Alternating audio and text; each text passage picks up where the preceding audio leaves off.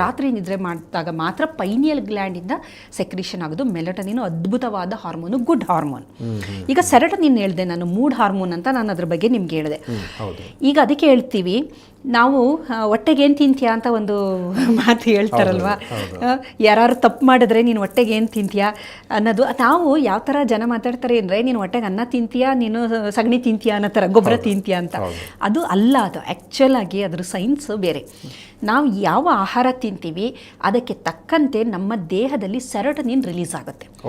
ಸೆರೋಟೋನಿನ್ನ ಬಿಡುಗಡೆ ಮಾಡುವಂಥದ್ದು ನಮ್ಮ ಮೆದುಳಿನಲ್ಲಿ ನ್ಯೂರಾನ್ಸ್ಗಳಲ್ಲಿ ಅಲ್ಲೂ ಸಹ ಬಿಡುಗಡೆ ಆಗುತ್ತೆ. ಮೆದುಳಿನಲ್ಲಿ ಅಲ್ಲಿ ಬರೀ 20% ಮಾತ್ರ ಸೆರೋಟೋನಿನ್ ಬಿಡುಗಡೆ ಆಗೋದು. ರಿಮೈನಿಂಗ್ 80% ಆಫ್ ದ ಸೆರೋಟೋನಿನ್ ಬಿಡುಗಡೆ ಆಗೋದು ನಮ್ಮ ಕರುಳಿನಲ್ಲಿ. ಕರುಳಿನಲ್ಲೂ ಸಹ ಈ ಒಂದು ನ್ಯೂರೋ ಟ್ರಾನ್ಸ್ಮಿಟರ್ಸ್ಗಳು ಅಥವಾ ಗುಡ್ ಹಾರ್ಮೋನ್ಸ್ ನಾವು ಏನು ಹೇಳ್ತೀವಿ ಇದು ಬಿಡುಗಡೆ ಆಗುತ್ತೆ. ಬಿಡುಗಡೆ ಮಾಡೋದು ಯಾವುದು ಅಂತಂದರೆ ಕರುಳಿನಲ್ಲಿರುವ ಬ್ಯಾಕ್ಟೀರಿಯಾಗಳು. ಈಗ ನಮ್ಮ ದೇಹದಲ್ಲಿ ನೋಡಿ, ನಾವು ನೋಡೋಕ್ಕೆ ಎಲ್ಲ ಎಷ್ಟು ಅದ್ಭುತವಾಗಿದ್ದೀವಲ್ವಾ, ಏನು ಚೆನ್ನಾಗಿ ಒಳ್ಳೆ ಕೋಟು ಸೂಟು ಗಿಟ್ ಹಾಕೊಂಡು ಸೆಂಟ್ ಪರ್ಫ್ಯೂಮ್ಗಳು ಎಲ್ಲ ಹಾಕೊಂಡು ನೋಡೋಕ್ಕೆ ಅಷ್ಟು ಬ್ಯೂಟಿಫುಲ್ ಆಗಿದ್ದೀವಿ. ಆದರೆ ದೇಹದ ಒಳಗಡೆ ಅಂತ ನಾವು ನೋಡಿದಾಗ ದೇಹದ ಒಳಗಡೆ ಕೋಟಿ ನಮ್ಮ ಜೀವಕೋಶದಷ್ಟೇ ಬ್ಯಾಕ್ಟೀರಿಯಾಗಳಿದೆ. ಫುಲ್ ದೇಹದ ಒಳಗಡೆ ಬರೀ ಬ್ಯಾಕ್ಟೀರಿಯಾನೇ ಇರೋದು. ಅಯ್ಯೋ ಬ್ಯಾಕ್ಟೀರಿಯಾ ಕೆಲವ್ರಿಗಿರುತ್ತೆ, ಕೆಲವರಿಗೆ tapeworm, hookworm, roundworm, ಎಲ್ಲಾದ್ರ ಜೊತೆ ನಾವು ಬದುಕ್ತಿರ್ತೀವಿ.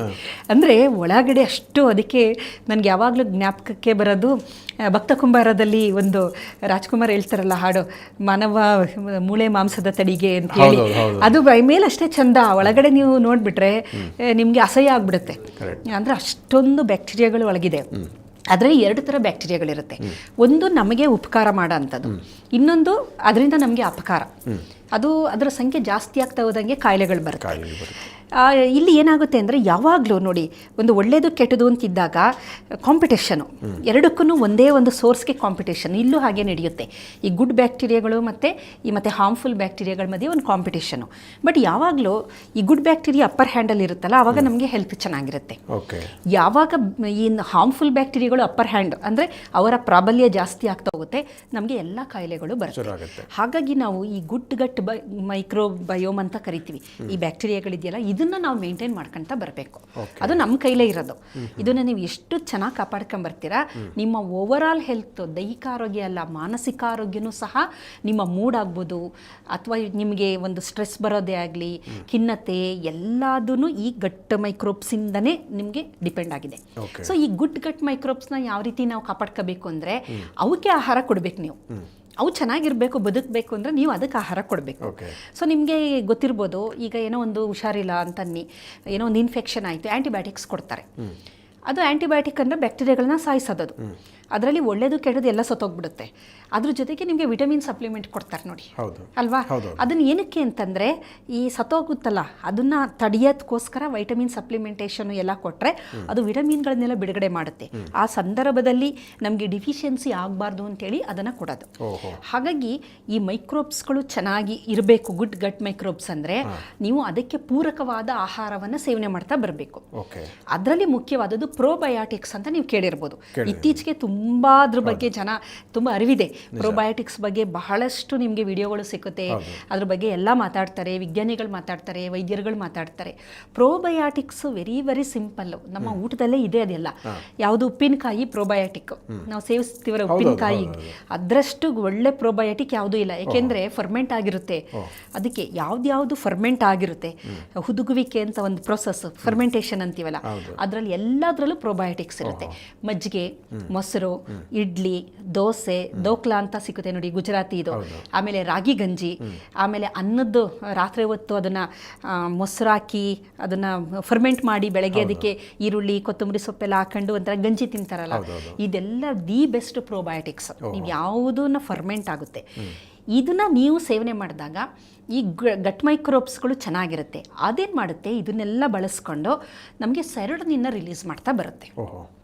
ಟ್ರಿಪ್ಟೋಫ್ಯಾನು, ನೆಕ್ಸ್ಟ್ ಅಲ್ಲಿಂದ ಬೇರೆ ಎನ್ಸೈಮ್ ಇದೆ, ಅದರಿಂದ final product serotonin. Serotonin is a good hormone.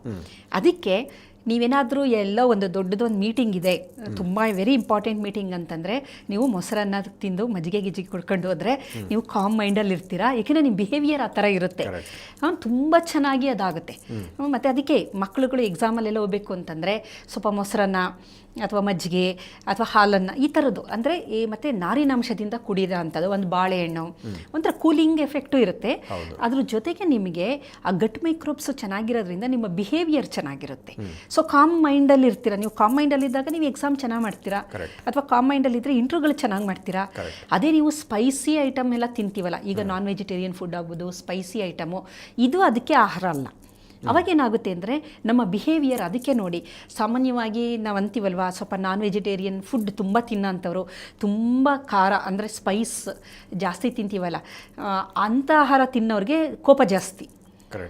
ಅಂದರೆ ನೋಡಿ, ನೇರವಾಗಿ ನಮ್ಮ ಆಹಾರ ಯಾವ ರೀತಿ ನಮ್ಮ ಒಂದು ಬಿಹೇವಿಯರ್ ನಡವಳಿಕೆ ನೇರವಾಗಿದೆ.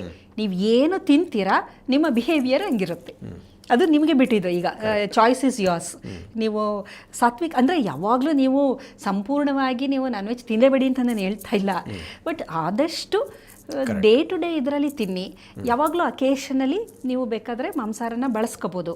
ಅದು ಮೀನು, ಮೊಟ್ಟೆ ಅವೆಲ್ಲ ಒಳ್ಳೆಯದೇ, ಪ್ರೋಟೀನ್ ರಿಚ್ ಇರುತ್ತೆ, ಒಮೆಗಾ 3 ಫ್ಯಾಟಿ ಆ್ಯಸಿಡ್ ಎಲ್ಲ ಇರುತ್ತೆ. ಆದರೆ ಬೆಳಗ್ಗೆ ಬ್ರೇಕ್ಫಾಸ್ಟು ಅದೇ, ಮಧ್ಯಾಹ್ನ ಲಂಚ್ ಅದೇ, ಡಿನ್ನರ್ ಅಂತ ನಾವು ಹೋದಾಗ ನಮ್ಮ ಬಿಹೇವಿಯರು ಸಂಪೂರ್ಣವಾಗಿ ಬದಲಾವಣೆಯಾಗಿ ಮಾನವ ದಾನವ ಆಗ್ತಾನೆ ಅಂತೀವಲ್ಲ, ಅಂದರೆ ಕೋಪ ಮತ್ತು ಒಂದು ಆಂಗ್ಸೈಟಿ ಇದೆಲ್ಲ ಇರುತ್ತೆ. ಕೋಪದಲ್ಲಿ ಗೊತ್ತಲ್ಲ ನಿಮಗೆ ಏನೇನು ಎಲ್ಲ ಅನಾಹುತಗಳಾಗೋದು ಕೋಪದಲ್ಲೇ. ಅದಾದಮೇಲೆ ಪಶ್ಚಾತ್ತಾಪ ಪಡ್ತಾರೆ, ಅಯ್ಯೋ ನಾನು ಹಂಗೆ ಮಾಡಬಾರ್ದಾಗಿತ್ತು ಅಂತ. ಆದರೆ ಏನು ಮಾಡೋದು, ಎಲ್ಲ ಕಾಲ ಮಿಂಚೋಗಿರುತ್ತೆ. ಸೊ ನೇರವಾಗಿ ಸೆರೋಟೋನಿನ್ ಇದೆಯಲ್ಲ, ಇಟ್ಸ್ ಅ ಮೂಡ್ ಹಾರ್ಮೋನ್.